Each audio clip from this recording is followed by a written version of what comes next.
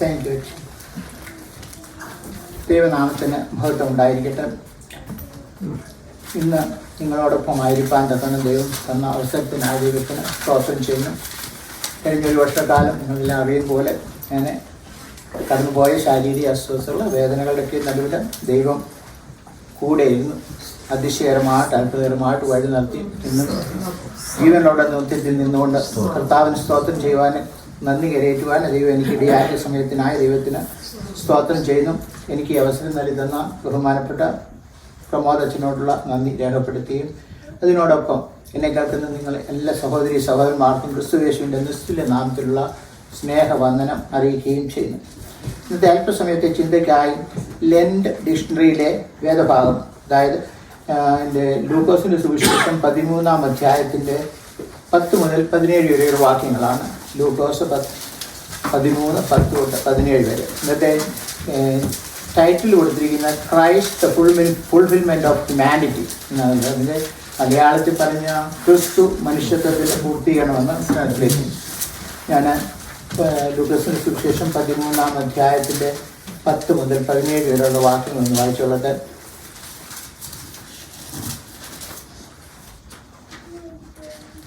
ഒരു ശബ്ദത്തിൽ അവൻ ഒരു പള്ളിയിൽ ഉപദേശിച്ചുകൊണ്ടിരുന്നു. അവിടെ 18 സംവത്സരമായി ഒരു രോഗാത്മാവ് ബാധിച്ചിട്ട് ഒട്ടും നിവരുവാൻ കഴിയാതെ കൂനിയായ ഒരു സ്ത്രീ ഉണ്ടായിരുന്നു. യേശു അവളെ കണ്ട് അടുക്ക വിളിച്ച്, സ്ത്രീയെ, നിന്റെ രോഗബന്ധനം അഴിഞ്ഞിരിക്കുന്നു എന്ന് പറഞ്ഞു അവളുടെ മേൽ കൈവച്ചു. അവൾ ക്ഷണത്തിൽ നിവർന്ന ദൈവത്തെ മഹത്വപ്പെടുത്തി. യേശു ശവത്തിൽ സൗഖ്യമാക്കിയതുകൊണ്ട് വള്ളിപ്രമാണി നീരസപ്പെട്ടു. പുരുഷാരത്തോട് വേല ചെയ്യുവാൻ 6 ദിവസമുണ്ടല്ലോ, അതിനകം വന്ന് സൗഖ്യം വരുത്തിക്കൊള്ളുകയും ശബത്തിൽ അരുതേ എന്ന് പറഞ്ഞു. കർത്താവ് അവനോട്, കപടഭക്തിക്കാരെ, നിങ്ങൾ ഓരോരുത്തരും ശബത്തിൽ തൻ്റെ കാളയെയോ കഴുതയോ തൊട്ടിയിൽ നിന്ന് അഴിച്ചു കൊണ്ടുപോയി വെള്ളം കുടിപ്പിക്കുന്നില്ലയോ? എന്നാൽ സാത്താൻ 18 സംവത്സരമായി ബന്ധിച്ചിരുന്ന അബ്രഹാമിൻ്റെ മകളായ ഇവളെ ശബത്ത് നാളിൽ ഈ ബന്ധനം അഴിച്ചു വിടേണ്ടതല്ലയോ എന്ന് ഉത്തരം പറഞ്ഞു. അവൻ ഇത് പറഞ്ഞപ്പോൾ അവൻ്റെ വിരോധികളെല്ലാവരും നാണിച്ചു. അവനാൽ നടക്കുന്ന സകല മഹിമകളാലും പുരുഷാരൊക്കെയും സന്തോഷിച്ചു. 16-ാമത്തെ വാക്യം ഒരു പ്രാവശ്യം കൂടിയും വായിച്ചു കൊടുത്തു. എന്നാൽ സാത്താൻ 18 സംവത്സരമായി ബന്ധിച്ചിരുന്ന അബ്രഹാമിൻ്റെ മകളായ ഇവളെ ശബത്ത് നാളിൽ ഈ ബന്ധനം അഴിച്ചുവിടേണ്ടതല്ലയോ എന്ന് ഉത്തരം പറഞ്ഞു. പ്രാർത്ഥി. സ്നേഹവാനായ ദൈവമേ, സ്വർഗീയ പിതാവേ, അല്പസമയം അടിമ തിരുസന്നിധിയിലിരിക്കുമ്പോൾ നിന്റെ വചനത്തിൽ നൽകുന്നവാന്ന കാര്യങ്ങളെ ഗ്രഹിപ്പാൻ തക്കണം ഞങ്ങളുടെ ഹൃദയത്തിൻ്റെ കണ്ണുകളെ അവിടെ തുറക്കണം. കർത്താവേ, പറയുന്ന അടിയനോട് കേൾക്കുന്നതിൻ്റെ മക്കളോട് അവിടുന്ന് സംവാദിച്ചുകൊണ്ടിരിക്കണമേ എന്ന് പ്രാർത്ഥിക്കുന്നു. നിന്റെ വചനം ഏതാത്മാവിൽ എഴുതപ്പെട്ടോ അതേ ആത്മാവിൽ മനസ്സിലാക്കുവാനുള്ള കൃപ നൽകണമേ. സകലമാനവും ബഹുത്വം തിരുമേനി എടുത്തുകൊള്ളണം. ഞങ്ങൾക്ക് വേണ്ടി ജീവൻ തന്ന മനുഷ്യനായ യേശു ക്രിസ്തുവിൻ്റെ ധന്യമുള്ള നാമത്തിൽ യാചിക്കുന്ന കൃപയുടെ കേട്ട് കന്നയോട് ഉത്തരമള്ളി ചെയ്യുമാറാണ്. ഇത് നമ്മളൊരു നോയമ്പ് കാലഘട്ടത്തിൽ കൂടെ കടന്നു പോവുക. എന്നാൽ ലൂക്കോസിൻ്റെ സുവിശേഷം 13-ാം അധ്യായത്തിൽ കർത്താവ് മാനസാന്തരത്തെക്കുറിച്ചും ദൈവരാജ്യത്തെക്കുറിച്ചും സംസാരിച്ചു കൊണ്ടിരിക്കുന്ന ഒരു ആരംഭമായിട്ട് 13-ാം അധ്യായം തുടങ്ങുന്നത് കേൾക്കുന്നത്. അത് കഴിഞ്ഞ് അതിൻ്റെ മധ്യത്തിലാണ് ഈ കൂനിയായ സ്ത്രീയെ കർത്താവ് സൗഖ്യമാക്കുന്ന ഒരു ശബത്ത് നാൾ. പിന്നെ ഈ ആ ഭാഗത്ത് 2 വാക്ക് മാത്രം ഞാൻ എടുത്ത് അതിൽ നിന്നും കോൺസെൻട്രേറ്റ് ചെയ്തുകൊണ്ട് ചില കാര്യങ്ങൾ നിങ്ങളോടൊപ്പം ഷെയർ ചെയ്യണമെന്ന് ഞാൻ ആഗ്രഹിക്കുന്നു. ഞാൻ വലിയ പ്രസംഗമൊന്നുമില്ല, ഞാൻ കുറച്ച് വേദവാക്യങ്ങൾ വായിച്ചിട്ട് അത് തമ്മിലൊന്ന് ലിങ്ക് ചെയ്യാൻ മാത്രമാണ് ആഗ്രഹിക്കുന്നത്. ഇതിൽ രണ്ട് വേർഡ്സ് ആ ഭാഗത്തുണ്ട്. ശബത്ത് ആൻഡ് ബോണ്ടേജ്. ശബത്ത് ആൻഡ് ബോണ്ടേജ്, 2 ശബത്തും ബന്ധനങ്ങളും. ആ 2 വാക്കാണ് അതിനകത്ത് കാണുന്നത്. അതിനാണ് നിങ്ങൾ കോൺസെൻട്രേറ്റ് ചെയ്യാനാണ് ആഗ്രഹിക്കുന്നത്. ഇത് രണ്ടും ശബത്തും ബോണ്ടേജും മനസ്സിലാക്കണമെങ്കിൽ ഇപ്പോൾ പഴയ നിയമത്തിലേക്ക് പോകണം. ജെനസിസ് 1 തൊട്ട് ജെനസിസ് 1 to 3 ചാപ്റ്റേഴ്സിലാണ് ഈ 2 വാക്കുകളും നമുക്ക് കാണാൻ സാധിക്കുന്നത്. ദൈവം ആദിയിൽ മനുഷ്യനെ സൃഷ്ടിച്ചു. അവൻ്റെ സ്വന്തം കരം കൊണ്ട് മനുഷ്യനെ മണ്ണുകൊണ്ട് മെനഞ്ഞ് അവൻ്റെ മൂക്കിൽ ശ്വാസം ഊതി അവൻ ജീവനുള്ള ദേഹിയായി തീർന്നു. അവന് ഈ ലൂക്കോസ് സുവിശേഷം 3-ാം അധ്യായത്തിൻ്റെ 38-ാമത്തെ വാക്യത്തിൽ പറയുന്നുണ്ട്, ലൂക്കോസ് കർത്താവിൻ്റെ ജീനിയോളജി പറയുന്നു ആദാം ദൈവത്തിൻ്റെ മകൻ എന്നാണ്. ആദാം ദൈവത്തിൻ്റെ മകൻ. ദൈവം അവനെ പാപമില്ലാത്തവനായിട്ട് ഉണ്ടാക്കി അവനെ ദൈവത്തിൻ്റെ മകനായിട്ടാണ് കണ്ടത്. അവിടെ 6 ദിവസം കൊണ്ട് ദൈവം സകലതും ഉണ്ടാക്കി. 6 ദിവസം കൊണ്ട് സകലതും ഉണ്ടാക്കിയിട്ട് 7-ാം ദിവസം ദൈവം സ്വസ്ഥനായിട്ടിരുന്നു. അതുകൊണ്ട് ദൈവം ആ ദിവസത്തെ അനുഗ്രഹിച്ചെന്നാണ്. ആ ശബത്ത് നമ്മൾ അവിടെ കാണുന്നില്ലെങ്കിലും ആ ദിവസത്തെ ദൈവം അനുഗ്രഹിച്ചു.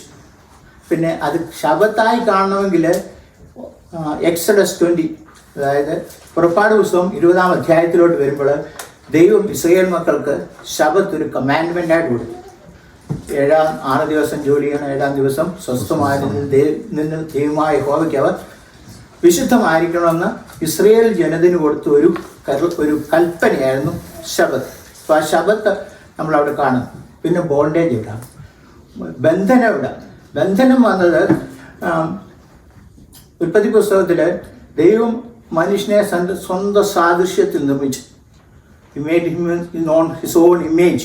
എന്നിട്ട് അവൻ ഒരു കൽപ്പനയെ കൊടുത്ത് ഏതെങ്കിലും ഒരു തോട്ടം ഉണ്ടാക്കി അവനെ തോട്ടത്തിലാക്കിയിട്ട് പറഞ്ഞു, നീ തോട്ടത്തിൻ്റെ നടുവിലുള്ള വൃക്ഷത്തിൻ്റെ നന്മ തിന്മകളെക്കുറിച്ച് അറിവിൻ്റെ വൃക്ഷത്തിൽ നിന്ന് കഴിക്കരുതെന്ന്. ജീവൻ്റെ വൃക്ഷം അവിടെ ഉണ്ടായിരുന്നു. ജീവൻ്റെ വൃക്ഷത്തിൽ നിന്ന് കഴിക്കില്ലെന്ന് പറഞ്ഞില്ല. നമ്മൾ വേദപുസ്തകത്തിൽ വായിക്കുന്നില്ല ജീവൻ്റെ പുസ്തകത്തിൽ നിന്ന് കഴിക്കില്ല, ജീവൻ്റെ വൃക്ഷത്തിൽ നിന്ന് കഴിക്കില്ല. പക്ഷേ നന്മ തിന്മകളെക്കുറിച്ച് ഉള്ള വൃക്ഷത്തിൻ്റെ ഫലം കഴിക്കരുത്. മനുഷ്യൻ ദൈവത്തെക്കാൾ സാത്താനെ വിശ്വസിച്ചു. അല്ല, ദൈവത്തിൻ്റെ വിശ്വസ്തതയെ അവന് അവിശ്വസിച്ചിട്ട് ആ പഴം പറിച്ച് വായിക്കൂടാന്നെങ്കിലും ആദാമാ റെസ്പോൺസിബിൾ. ഹവ്വ പറിച്ചു കൊടുത്തെങ്കിലും ആദാമാ അത് ലംഘനം ചെയ്തിട്ട് ആ ദൈവത്തിൻ്റെ പ്രസൻസിൽ നിന്ന് അവന് മാറ്റപ്പെട്ടു. ദൈവവുമായുള്ളൊരു ബന്ധത്തിൽ നിന്ന്. ദൈവം മനുഷ്യനെ സൃഷ്ടിച്ചത് ദൈവത്തെ ആരാധിപ്പാനും ദൈവത്തോട് ഫെലോഷിപ്പ് അനുഷ്ഠിപ്പാനും ആ ദൈവം മനുഷ്യനെ സൃഷ്ടിച്ചത്. അവൻ്റെ ദൈവത്തോടു കൂടെ നടപ്പാനും to talk with him, walk with him and enjoy the fellowship of God. അതിനാണ് ദൈവം മനുഷ്യനെ സൃഷ്ടിച്ചത്. ദൈവം അനേക കോടി കണക്കിന് ദൂതന്മാരെ അതിന് മുമ്പേ സൃഷ്ടിച്ചിട്ടുണ്ടായിരുന്നു. പക്ഷേ ദൈവം മനുഷ്യനെ തൻ്റെ സ്വന്തം സാദൃശ്യത്തിൽ സൃഷ്ടിച്ച് മനുഷ്യനുമായുള്ളൊരു ഫെലോഷിപ്പിലേക്ക് വരുവാൻ ആ ദൈവം ആഗ്രഹിച്ചു. പക്ഷേ മനുഷ്യന് അത് വ്യർത്ഥമായി കളഞ്ഞത്.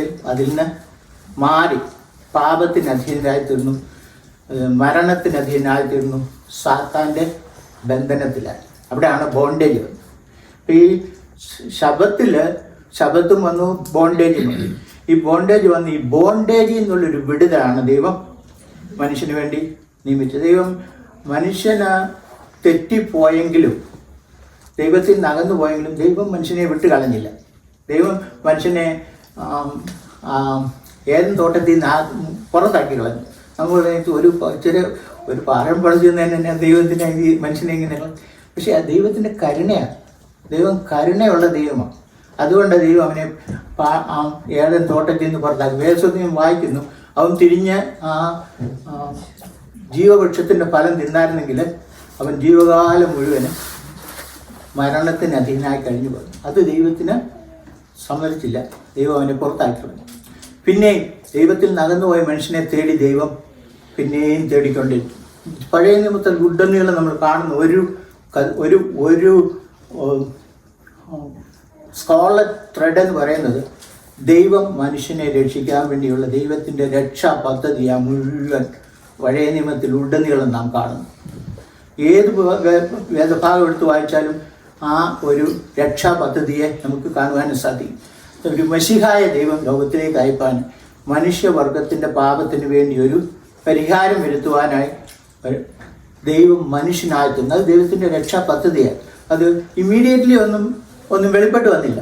വർഷങ്ങൾ കഴിഞ്ഞിട്ട് ആ കർത്താവായ യേശുക്രിസ്തു ഈ ലോകത്തിലേക്ക് വന്നു. അതായത് ദൈവം മനുഷ്യനായി ലോകത്തിലേക്ക് വന്നത്. പക്ഷേ ആ ഒരു കഥാതന്തു ആദ്യം തൊട്ട് അവസാനം വരെ നമുക്ക് കാണുവാൻ സാധിക്കും. ഈ 6 ദിവസം കൊണ്ട് ദൈവം ഈ മനുഷ്യനെ സൃഷ്ടിച്ചു കഴിഞ്ഞിട്ട് 7-ാം ദിവസം സ്വസ്ഥമായിട്ടിരുന്നു, കൽപ്പന കൊടുത്തു, ശബത്തിനെ ആചരിക്കണമെന്ന് പറഞ്ഞു. ഇതൊക്കെ ചെയ്തിട്ടും ഇസ്രായേൽ ജനത, ദൈവം തിരഞ്ഞെടുത്ത ജാതി, വാക്കുകൊണ്ടും അധരം കൊണ്ട് മാത്രം ദൈവത്തെ ആരാധിച്ചു. അത് ഹൃദയം കൊണ്ട് ദൈവത്തിൽ നിന്ന് അകന്നുപോയി. കാലം കഴിഞ്ഞ ശേഷം എബ്രായ ലേഖനം ദൈവം പ്രവാചകന്മാരെ അയച്ചു, മറ്റേ തൻ്റെ ദാസന്മാരെയൊക്കെ അയച്ചു പറഞ്ഞു, ദൈവത്തിങ്കിലേക്ക് തിരിച്ചു വരിക. ഇന്നും ദൈവം വിളിച്ചുകൊണ്ടിരിക്കുന്ന ഒരു ദൈവമാണ്. Is A calling God. അത് എബ്രഹാമിനെ ആണെങ്കിലും ദൈവം വിളിച്ചു, വേർതിരിച്ചു. എബ്രഹാമിൽ കൂടെ ഒരു ജാതിയെ ദൈവം തെരഞ്ഞെടുത്തു, ഒരു ഇസ്രയേൽ ജനതയെ ദൈവം തെരഞ്ഞെടുത്തു, ഒരു മശിഹായെ ഈ ലോകത്തിലേക്ക് അയപ്പാൻ വേണ്ടി തെരഞ്ഞെടുത്തൊരു ജാതിയാണ് ഇസ്രയേൽ ജനത. തെരഞ്ഞെടുത്തിട്ട് കാണുന്നു ദൈവം നമ്മൾ കഴിഞ്ഞ 25 നോയമ്പൊക്കെ ആഘോഷിച്ചു. ഡിസംബർ മാസത്തിൽ അവിടെയൊക്കെ നമ്മൾ കാണുന്നത് ഒരു രക്ഷകൻ വരുന്നു. ആ ഒരു ധ്യാനമാണ് നമ്മൾ 25 ദിവസത്തെ നോയമ്പൊക്കെ നടത്തിയത്. കർത്താവ് ഈ ലോകത്തിലേക്ക് വന്നു. ലോകത്തിൽ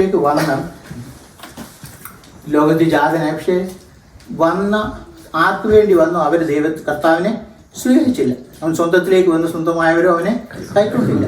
പക്ഷെ അവൻ്റെ നാമത്തിൽ വിശ്വസിക്കുന്ന ഏവർക്കും ദൈവമക്കളാകുവാൻ അവൻ അവകാശപ്പെടുത്തും.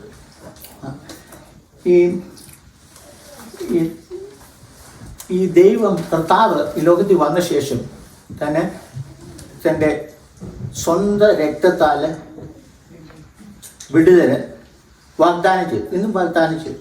പക്ഷെ അത് പാപപരിഹാരം ചെയ്തത് അക്സെപ്റ്റ് ചെയ്യുന്നവർക്ക് മാത്രമേ, ഗിഫ്റ്റ് കൊടുക്കുന്നത് അക്സെപ്റ്റ് ചെയ്യുന്നവർക്ക് മാത്രമേ അത് ഉപയോഗപ്രദമാകത്തുള്ളൂ. അക്സെപ്റ്റ് ചെയ്യാത്തവർക്ക് അത് ഉപയോഗപ്രദമല്ല. ഞാൻ ചില 2-3 വാക്യങ്ങൾ ഇത് വായിച്ചിട്ട് ഞാൻ എൻ്റെ കണ്ടിന്യൂ ചെയ്യാനാണ് ആഗ്രഹിക്കുന്നത്. അതായത് യേശുക്രിസ്തു ഈ ലോകത്തിൽ വന്നപ്പോൾ തൻ്റെ മിനിസ്ട്രി സ്റ്റാർട്ട് ചെയ്യുമ്പോൾ കർത്താവിനെ കുറിച്ച് യശയ്യാപ്രവാചകന്റെ പുസ്തകത്തിൽ എഴുതിയിരിക്കുന്ന പോലെ 61-ാം അധ്യായത്തിൻ്റെ 1-ാമത്തെ വാക്യം അത് ഉദ്ധരിച്ചുകൊണ്ടാണ്. അത് ലൂക്കോസിൻ്റെ സുവിശേഷത്തിൽ നമുക്ക് കാണുവാൻ സാധിക്കും. ദരിദ്രന്മാരോട് സുവിശേഷം അറിയിപ്പാൻ പറ്റത്. ഞാനത് വായിക്കട്ടെ.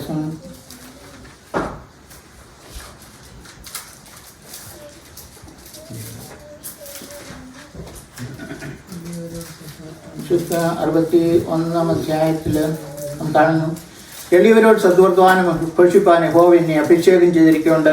യഹോവയായ കർത്താവിൻ്റെ ആത്മാവ് എൻ്റെ മേലിരിക്കുന്നു. ഹൃദയം തകർന്നവരെ മുറിവിടുവാനും തടവുകാർക്ക് വിടുതലും ബദ്ധന്മാർക്ക് സ്വാതന്ത്ര്യം അളിപ്പാനും യഹോവ ആത്മാവ് എൻ്റെ മേലുണ്ട്. അത് ലൂക്കോസിന് സുവിശേഷം വരുന്ന പുതിയ മുഴുവനായിട്ടുള്ള വാക്യം മുഴുവൻ കർത്താവ് പറയുന്നില്ല, ഹാഫ് മാത്രം പറഞ്ഞ് അവസാനിക്കും. ആ സെയിം കാര്യങ്ങളാണ് ലൂക്കോസിൻ്റെ സുവിശേഷം 13-ാം അധ്യായത്തിൻ്റെ 16-ാമത്തെ വാക്യത്തിലും പറയുന്നത്. ഈ അബ്രഹാമിൻ്റെ സന്തതിയായ ഈ മകളെ അവിടെ ബന്ധനം അഴിച്ചുവിടണം. ആണ് ബന്ധനം അഴിപ്പാൻ കർത്താവ് ഈ ലോകത്തിൽ വന്നത്. 1 കൊരിന്ത്യർ 15:45 നമുക്ക് ഇപ്രകാരം വായിക്കുന്നു,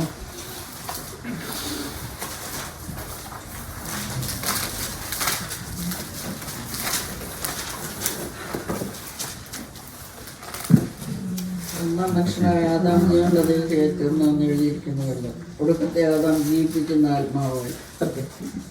ഏത് മനുഷ്യനാല് പാപം ഈ ലോകത്തിലേക്ക് വന്നോ അതുപോലെ മനുഷ്യനായി തീർന്ന കർത്താവിനാല് ഒരു പാപ വിമോചനവും ദൈവം ആഗ്രഹിക്കുന്നു. യോഹന്നാന്റെ സുവിശേഷം 1-ാം അധ്യായത്തിൻ്റെ 1-ാമത്തെ വാക്യവും 14-ാമത്തെ വാക്യവും നമുക്ക് വായിക്കാമെന്ന് ഞാൻ വായിക്കുന്നു. യോഹന്നാന്റെ സുവിശേഷം 1-ാം അധ്യായത്തിൻ്റെ 1-ഉം 14-ാമത്തെ വാക്യവും. ആദ്യം വചനം ഉണ്ടായിരുന്നു, 1-ഉം 14. ആദ്യം വചനം ഉണ്ടായിരുന്നു, വചനം ദൈവത്തോടുകൂടെ ആയിരുന്നു, വചനം ദൈവമായിരുന്നു.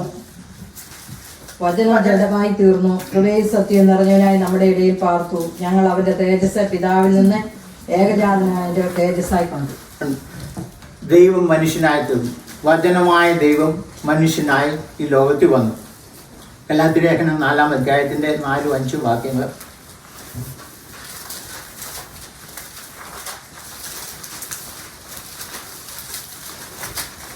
എന്നാൽ കാലസമ്പൂർണ്ണം വന്നപ്പോൾ ദൈവം തന്റെ പുത്രനെ സ്ത്രീയിൽ നിന്ന് ജനിച്ചവനായി ന്യായപ്രമാണത്തിന് കീഴിൽ ജനിച്ചവനായി നിയോഗിച്ചത് അവൻ ന്യായപ്രമാണത്തിൽ കീഴുള്ളവരെ വിലയ്ക്ക് വാങ്ങിയിട്ട് നാം പുത്രത്വം പ്രാപിക്കേണ്ടതിന് തന്നെ.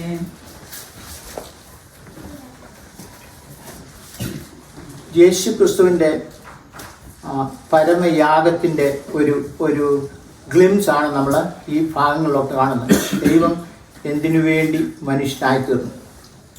ഈ 50 നോയമ്പിൽ ആ മനുഷ്യനായി തീർന്ന കർത്താവിൻ്റെ പർപ്പസിൻ്റെ പൂർത്തീകരണമാണ് ഈ 50 നോയമ്പ് കാലത്ത് നമ്മൾ ധ്യാനിക്കുന്നത്.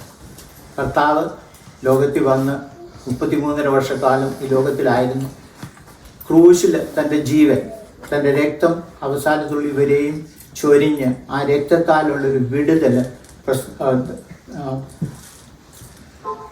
നമുക്ക് നൽകിത്തന്നു. ഈ ദൈവത്തിൻ്റെ ഈ രക്ഷണ പദ്ധതിയിൽ നമ്മളെയൊക്കെയും ദൈവം വിളിച്ചുകൊണ്ടിരിക്കുകയായിരുന്നു, ഇന്നും വിളിച്ചുകൊണ്ടിരിക്കുക. നമ്മൾ എത്ര പേര് ആ വിളി കേൾക്കുന്നു എന്നുള്ളതാണ് നമ്മളോട് തന്നെ ചോദിക്കേണ്ട ക്വസ്റ്റ്യൻ. ഞാൻ ഇന്ന് അവൻ്റെ ശബ്ദം കേൾക്കുന്നുണ്ടോ? നമ്മൾ പല വിധത്തിൽ കൂടെ ദൈവം, പല മാർഗത്തിൽ കൂടെ ദൈവം നമ്മളെ വിളിച്ചുകൊണ്ടിരിക്കുന്നു. നമ്മൾ ആ രക്ഷയുടെ അനുഭവത്തിലേക്ക് വന്നിട്ടുണ്ടോ എന്ന് ഈ നോയമ്പ് കാലത്ത് നമുക്ക് ചിന്തിക്കാനുള്ളൊരു വേറിട്ട അനുഭവം, ഒരു ശബ്ദത്ത് പോലെ ഒരു വേർപെട്ട് ഒരു അല്പസമയം സ്വസ്ഥമായിട്ട് ഇരുന്ന് നമ്മളെ തന്നെ ഒന്ന് നോക്കുക, നമ്മളിൽ തന്നെ ഒന്ന് നോക്കുക. ഒരു ഇൻട്രോസ്പെക്ഷൻ്റെ സമയം. നമ്മൾ എത്രമാത്രം ഈ രക്ഷയുടെ അനുഭവത്തിൽ ആയിട്ട് ദൈവത്തിൻ്റെ ആട്രിബ്യൂട്ട്സ് എന്ന് പറഞ്ഞാൽ എന്തോ? നമ്മൾ പറയും സർവശക്തനായ ദൈവം, ഒമിനിപൊട്ടൻറ്റ്, ഒമിനിപ്രസൻറ്റ്, ഒമിനീഷ്യൻ ദൈവം, എല്ലാം അറിയുന്ന ദൈവം, എല്ലാം സർവശക്തനായ ദൈവം. അതിൻ്റെ ആട്രിബ്യൂട്ട്സ്. അതിനകത്ത് മേഴ്സിയും ഗ്രേസും ദൈവത്തിൻ്റെ ആട്രിബ്യൂട്ട്സാണ്. കർത്താവ് ലോകത്തിലായപ്പോൾ മറ്റ് ആട്രിബ്യൂട്ട്സ് ഒന്നും യൂസ് ചെയ്തില്ലെങ്കിലും mercy and grace always use ചെയ്ത്. താൻ ഏത് സൗഖ്യദായക ശുശ്രൂഷ ചെയ്തപ്പോഴും തനിക്ക് കരുണ തോന്നി. ആ സഫർ ചെയ്യുന്നവരോടുള്ളൊരു കരുണ, ആ മനസ്സിൽ, അതാണ് കർത്താവ് തൻ്റെ സൗഖ്യം കൊടുക്കാൻ വേണ്ടി ഉപയോഗിച്ച കാരണമായി തീർന്നു. ആ ഒരു ആട്രിബ്യൂട്ട്സ്, ആ മേഴ്സി ആൻഡ് ഗ്രേസ്, അത് മനുഷ്യർക്കും ദൈവം തന്നിട്ടുണ്ട്. തൻ്റെ സ്വരൂപത്തിൽ നിർമ്മിച്ച മനുഷ്യൻ ആ ഗ്രേസ് ആൻഡ് മേഴ്സി നമ്മളും ചെയ്യുവാൻ ദൈവം നമ്മളെക്കുറിച്ച് ആഗ്രഹിക്കുന്നു. യേശുക്രിസ്തു ഈ ലോകത്തിലായിരുന്നപ്പോൾ പൂർണ്ണ മനുഷ്യനായിരുന്നു, പൂർണ്ണ ദൈവമായിരുന്നു. പക്ഷേ തൻ്റെ ആട്രിബ്യൂട്ട്സ്, എൻ്റെ മറ്റ് ആട്രിബ്യൂട്ട്സ് ഒന്നും യൂസ് ചെയ്തില്ലെന്നേ ഉള്ളൂ. പക്ഷേ പൂർണ്ണ ദൈവവും ആയിരുന്നു. ഹോശേയ പ്രവാചകന്റെ പുസ്തകത്തിൻ്റെ 6-ാം അധ്യായത്തിൻ്റെ 6-ാമത്തെ വാക്യത്തിൽ നാം ഇപ്രകാരം വായിക്കുന്നു. ഹോശേയ 6:6.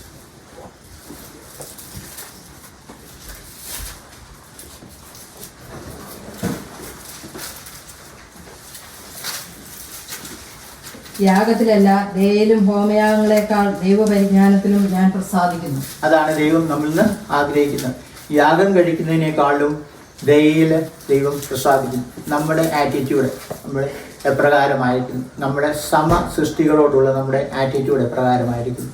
നോയമ്പ് കാലത്ത് നമ്മളെ തന്നെ ശോധന ചെയ്യേണ്ട ഒരു കാര്യമാണ് നമ്മുടെ attitude. What is our attitude towards our fellow beings? അല്ലെങ്കിൽ മാർജിനൈസ് ആയിട്ടുള്ളവർ, അല്ലെങ്കിൽ അണ്ടർ പ്രിവിലേജ് ആയിട്ടുള്ള ആൾക്കാരോട് നമ്മുടെ ആറ്റിറ്റ്യൂഡ് ഉണ്ടോ? കർത്താവ് കാണിച്ച അതേ ആറ്റിറ്റ്യൂഡാണ് നമ്മൾ കാണിക്കുന്ന. We all claim that we are followers of Christ, or Christians. Christians mean followers of Christ. Are we following the one who showed that mercy to all the underprivileged people, all the sick? നമ്മളെ തന്നെ ചോദിക്കേണ്ട ഒരു question. ഈ നോയമ്പ് കാലത്ത് ദൈവം പറയുന്ന മറ്റൊരു പ്രധാന വസ്തുതയാണ് യെശയ്യാ പ്രവാചകന്റെ പുസ്തകം 58-ാം അധ്യായത്തിൻ്റെ മുഴുവനായിട്ട് വായിക്കുമ്പോൾ കാണുന്നത്. അതിൻ്റെ 5 തൊട്ട് 7 വരെയുള്ള വാക്യങ്ങൾ.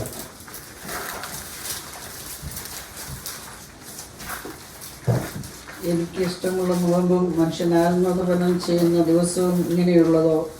തലയെ വേഴത്തെ പോലെ കുനിക്കുക, 2 മണ്ണിലും വിരിച്ച് കിടക്കുക, ഇതാകുന്നുവോ ഉപവാസം? ഇതിനോ നീ നോമ്പെന്നും യഹോവയ്ക്ക് പ്രസാദമുള്ള ദിവസമെന്നും പേർ പറയുന്നത്? അന്യായബന്ധനങ്ങളെ അഴിക്കുക, മുഖത്തിൻ്റെ അമിക്കയറുകളെ അഴിക്കുക, പീഡിതരെ സ്വതന്ത്രരായി വിട്ടയക്കുക, എല്ലാ മുഖത്തെയും തകർക്കുക, ഇതല്ലയോ എനിക്ക് ഇഷ്ടമുള്ള ഉപവാസം. യെശയ്യാ പ്രവാചകൻ ഇസ്രായേൽ ജനതയോട് പറഞ്ഞ അവരുടെ കപടഭക്തിയെ നോക്കിക്കൊണ്ട് പറഞ്ഞ ഒരു കാര്യങ്ങളാണ് നമ്മൾ ഈ വേദഭാഗത്ത് വായിക്കുന്നത്. അവരെ ഉപവസിക്കുന്നുണ്ട്, പക്ഷേ അതിൻ്റെ സൈഡ് ബൈ സൈഡ് മറ്റുള്ളവരെ ഉപദ്രവിക്കുകയും അക്രമം കാണിക്കുകയും അനീതി കാണിക്കുകയൊക്കെ ചെയ്തുകൊണ്ടിരുന്ന ഒരു ജനസമൂഹത്തെ നോക്കിയാണ് യെശയ്യാ പ്രവാചകന് ദൈവത്തിൻ്റെ അരുളപ്പാട് അവരോട് പറയുന്നത്. ഇന്ന് ദൈവം നമ്മളോടും പറയുന്ന സെയിം തിങ് നമ്മൾ കേൾക്കുന്നുണ്ട്. നമ്മുടെ പ്രവൃത്തി എപ്രകാരമാണ് നമ്മൾ തന്നെ നോക്കുന്നത്. ആരെയും അക്യൂസ് ചെയ്യുന്നതല്ല, പക്ഷേ we have to look inside our attitude, our behaviour, what we are doing in our day to day life. അതൊരു ക്വസ്റ്റ്യൻ മാർക്കായിട്ട് ഇതിലൂടെ വയ്ക്കുക. നമ്മളോട് തന്നെ ചോദിക്കേണ്ട ഒരു ക്വസ്റ്റ്യനാണ്. അതുതന്നെയാണ് യാക്കോബിൻ്റെ ലേഖനം 2-ാം അധ്യായത്തിൻ്റെ 15-17 വാക്യങ്ങളിലും യാക്കോബ് അപ്പോസ്തലൻ പറയുന്നത്. യാക്കോബ് 2:15-17 വരെ.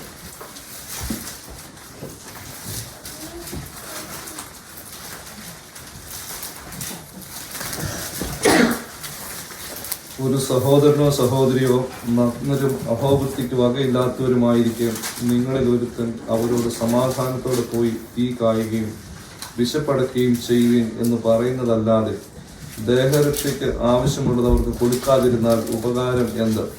അങ്ങനെ വിശ്വാസവും പ്രവൃത്തികളില്ലാത്തതായാൽ സ്വയമേ നിർജീവമാകും. പ്രവൃത്തിയില്ലാത്ത വിശ്വാസം നിർജീവമാകും. നമ്മൾ വിശ്വാസികളിൽ നമ്മളെ തന്നെ അഭിമാനിക്കുമ്പോൾ നമ്മുടെ പ്രവൃത്തി നമ്മുടെ വിശ്വാസത്തോട്. അബ്രഹാം ദൈവത്തെ വിശ്വസിച്ചു, അത് അവന് നീതിയായിട്ട് കണക്കപ്പെട്ടു. വിശ്വാസമാണ് നമ്മുടെ രക്ഷയ്ക്ക് ആധാരം, പ്രവൃത്തിയല്ല. പക്ഷെ ഏത് വിശ്വാസിയും പ്രവൃത്തി ചെയ്യുവാൻ ബാധ്യസ്ഥൻ. അതുകൊണ്ട് പ്രവൃത്തി ഇല്ലാത്ത വിശ്വാസം നിർജീവമാണ്. നാം എല്ലാവരും ഇന്ന് ഞാൻ എൻ്റെ വാക്കുകളെ ചുരുക്കട്ടെ, നമ്മളെ തന്നെ ഒന്ന് തിരിഞ്ഞു നോക്കിയാൽ ദൈവത്തിൻ്റെ കരുണയും കൃപയും കൂടാതെ നാം ഇല്ലാതെ മാത്രമാണ് നമ്മളെ ഇന്ന് ജീവനോടെ ആക്കിയിരിക്കുന്നത്. അതല്ലാതെ നാം ഒക്കെയും പട്ടുപോകാമായിരുന്നവരാണ്. നമ്മളെ ഓരോ പഴയ കാലത്തേക്ക് ഒന്ന് റെട്രോസ്പെക്റ്റീവ് ചെയ്ത് നോക്കിയാൽ എത്രയോ അപകടങ്ങൾ, ആപത്തുകൾ, രോഗങ്ങൾ ഒക്കെ വന്നു. എൻ്റെയൊക്കെ മധ്യത്തിലും ദൈവത്തിൻ്റെ കരുണയും കൃപയും മാത്രമാണ് നമ്മെ ഇന്ന് ജീവനോടാക്കിയിരിക്കുന്നത്. മേഴ്സി എന്ന് പറയുന്നത്, mercy is withholding punishment or suffering that is deserve. നമുക്ക് കിട്ടേണ്ട പണിഷ്മെൻറ്റ് വിത്ത്ഹോൾഡ് ചെയ്യുന്ന mercy. Grace is the something good or blessing that is undeserve. നമുക്ക് അർഹതയില്ലാത്തത് ലഭിക്കുന്നതാണ് ദൈവത്തിൻ്റെ കൃപ. ഈ ലെൻഡ് സീസണിൽ ഒരു പ്രാവശ്യം കൂടെ നമ്മളിലേക്ക് തന്നെ ഒന്ന് തിരിഞ്ഞു നോക്കുക. നാം എപ്രകാരമായിരിക്കുന്നു? കർത്താവ് വരാൻ സമയമായി. കർത്താവിൻ്റെ വരവിനായിട്ട് നമ്മളെല്ലാം നോക്കി പാർത്തുകൊണ്ടിരിക്കുന്നവരാണ്. മണവാട്ടി സഭ ഇന്നത്തെ ലെൻഡിൻ്റെ ബുക്കിനകത്തെ തലക്കെട്ടുണ്ട് കർത്താവിൻ്റെ മണവാട്ടി സഭ എന്ന് നമ്മൾ അഭിമാനിക്കുന്നവരാണ്. പക്ഷേ നമ്മുടെ പ്രവൃത്തി എപ്രകാരമായിരിക്കുന്നു എന്ന് നമ്മളെ തന്നെ ഒന്ന് ശോധന ചെയ്യും. നമ്മൾ കർത്താവ് വരുമ്പോൾ കർത്താവിനോട് ചേരാൻ യോഗ്യരാണോ? അതായത് കർത്താവ് ഈ ലോകത്തിലായിരുന്നപ്പം 10 കന്യകമാരുടെ ഉപമാറ് 10 പേരും കാത്തിരുന്നവരാണ്. പക്ഷേ 5 പേരെ ഉള്ളായിരുന്നു ഓയിലുള്ളവർ, അല്ലെ എണ്ണ കരുതിയിരുന്നവർ. ബാക്കി 5 പേരുടെയിലും വിളക്കുണ്ടായിരുന്നു, പക്ഷേ എണ്ണയും കുറച്ചൊക്കെ ഉണ്ടായിരുന്നായിരിക്കും, അതെല്ലാം തീർന്നുപോയി. പക്ഷേ അഡീഷണലായിട്ടുള്ള ആ ഒനോയിൻമെൻറ്റ് ഇല്ലാത്തവരായി. നമ്മൾ അപ്രകാരമാണോ എന്ന് നമ്മളെ തന്നെ ഒന്ന് ശോധന ചെയ്ത് ഈ നോമ്പ് കാലം നമ്മളോട് തന്നെ ഒരു ക്വസ്റ്റ്യൻ ചോദിക്കാം. Am I ready to accept or am I ready to go with my lord? മണവാളൻ്റെ കൂടെ പോകാൻ നമ്മൾ തയ്യാറാണോ?